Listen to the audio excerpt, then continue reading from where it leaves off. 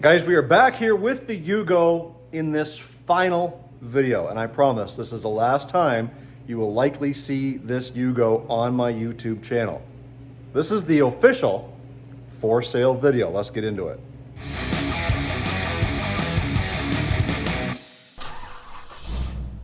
For those of you guys who do not know, this is my 1987 Yugo GV, and in 87 they were carbureted, not the best Yugos. I mean, they say Yugos weren't great to begin with. The fuel injection ones are the way to go, 88 and up, I believe. So we've done a lot to this car. And I'm going to leave a playlist right up here of all the stuff that we've done to this car right from the day we picked it up over on PEI, Prince Edward Island here in Canada. And I drove it back, or I trailered it back, and the thing had been sitting for 15 years. So some of the things that we had to do to get this thing running was, well, clean out the fuel system. It was full of gas. These tanks aren't that big. They're only 6 or 7 gallons anyways, maybe 8, I can't remember. Small, but it was full of gas, sitting for 15 years, and all that crap was in the car. So we completely removed the fuel tank. We flushed out all the lines. We've got a brand new fuel pump. We've rebuilt the carburetor. It's got a brand new thermostat in it. We flushed out the cooling system. We also spent some time on this car getting rid of all the unnecessary smog crap that these things came with to make them emissions compliant in North America. So we got rid of the smog pump. We tore all the vacuum lines off, anything that wasn't essential to this car to make it run. And by doing all of that, the car ran superbly. In fact, we even did the timing belt while we were in there, and everything is finally set the way that it is so that it starts at just the touch of a key. And even the choke works. This car was a dealer AC installed car, which means it had aftermarket AC, which was installed from the dealer. All that stuff is still, well, it's right there. And the aftermarket console, yeah, that's still there too. So you've got controls down here, as well as the original controls up here, but none of that currently works. And as you guys know, the plan for this car was to do an engine swap and make this thing run so much better with a Toyota engine.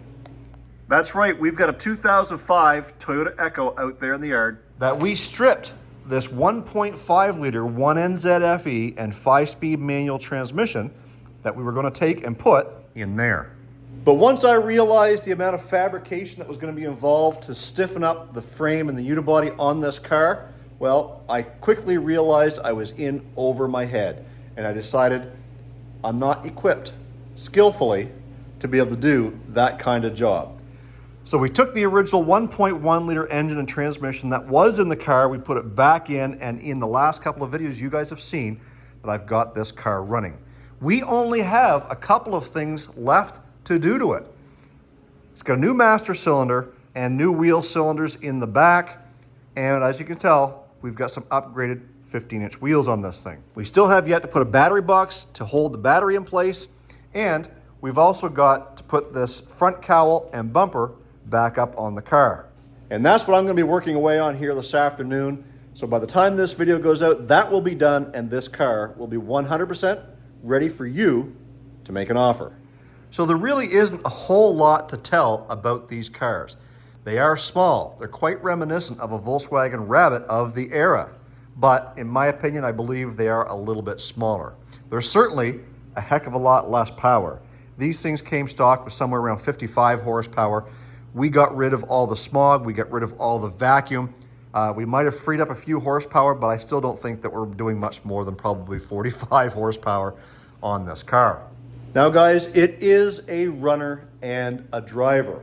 If the car is going stateside, no problem. It will import into the US because, well, the car originally came from New Jersey, and I bought it from the guy who imported it into Canada. So it'll go back, no problem. Everything is there as you need. And for all you mechanically inclined folks, we do have a Yugo repair manual. This came with the car. It tells a heck of a lot in here about the car and how to set the timing and how to do brakes and how to do wiring. That's all there. That came in clutch when working on this car. And in this little satchel, this is what I got when I bought it. There is a bunch of stuff in there as well that has to do with Yugo. Owner's manuals, anything that was done to the car. And anything I've done to this car is all recorded right here on my YouTube channel, so you guys can go back and look at those videos. And a lot of you guys are going to be concerned with the condition of the car rust-wise because it's coming from Canada. Well, it spent the summers on Prince Edward Island in New Brunswick. So it was only driven in good weather. And ever since I've had it for the past 2.5, almost 3 years, it's never seen salt at all. But that does not make it a perfect car. In one of my videos, you saw that I patched a hole in the frame rail where the battery acid had been dripping down and corroding out that frame rail. We fixed that. Everything else on the car is cosmetic. When I say cosmetic, it's stuff like this. It's just little blisters. It's still solid. And you'll get some of that up here on the hood. Down here in the bottoms of the doors, there's just a slight little bit of bubbling going on there, but again, still quite solid. And on the rear hatch, same thing. It's all surface rust. It's nothing that's got any holes in it. Same thing down here. You got a little bit of rust flaking, a little bit of paint flaking off here. In the back, we've got all kinds of spare parts. There's the New Jersey plates that came on it when I bought it. There's a couple of things here. There's the old master cylinder and wheel cylinders that I took off it. There's all kinds of neat little goodies in here. Yeah, all kinds of stuff if you guys are inclined to make work. It even has the original Yugo toolbox.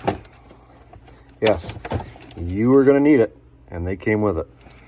The hood and the front of the two front fenders have been painted at one point in time. You know how I know? Well, if you look closely, you can see where the overspray stopped right about halfway across the fender. And then up here, the tops of the fenders, the hood, are different colors. And same thing with the cowl. So the hood's been painted at one point in time, and I'm thinking that over here, there was some bad body work done because it was all cracked up. I simply put one of my channel stickers over top of that. But yeah, you can see right there, a little bit of markings coming off there. But overall, the car is solid. If you're thinking that this is going to be a 100% rust-free car, well, it's probably not the car for you. But it is a good car, a starter car. If somebody really wanted to do a full restoration on it, they could. And someone's going to ask in the comments, well, why would you ever want to fully restore a Yugo? Well, they're still a car. They're still a classic car. They're here. This one runs and drives.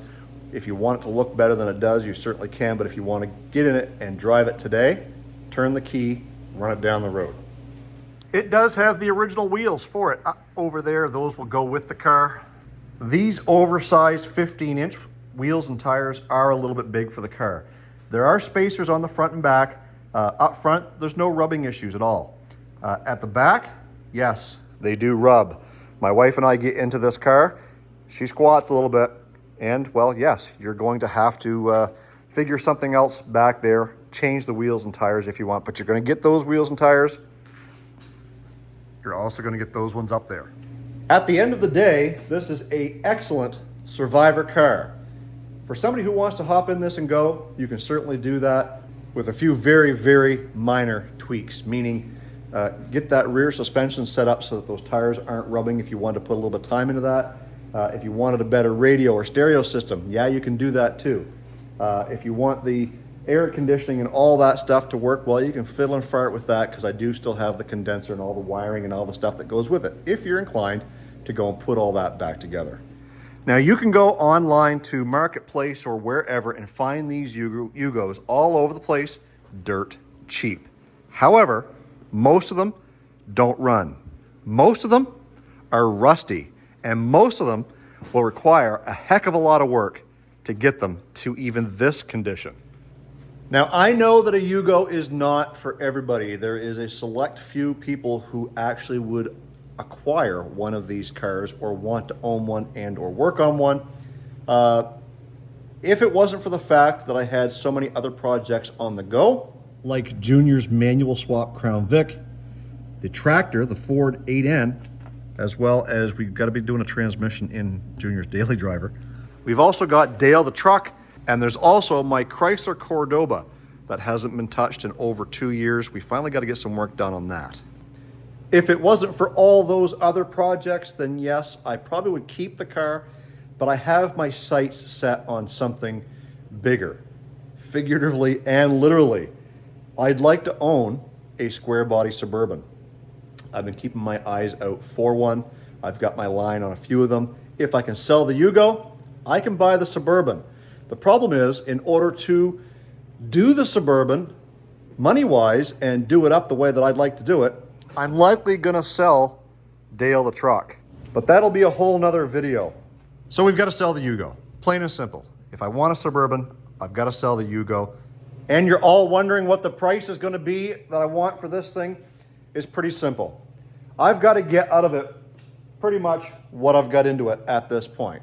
And at this point, I'm into it for 5 grand Canadian. That's right. So 5 grand Canadian, depending on the exchange rate, works out to about $3,700 US today. I'm open to offers and I am open to trades on a good quality square body Suburban if you guys happen to have one that you're willing to trade for a Yugo. So like I said before, I don't believe that that price is out of line, considering there's a lot out there that are crap that you can buy cheap. You're gonna spend a lot of money to get it even into this condition. So 3,700 bucks US, $5,000 Canadian takes this thing away. It does have a clean title and it is in my name.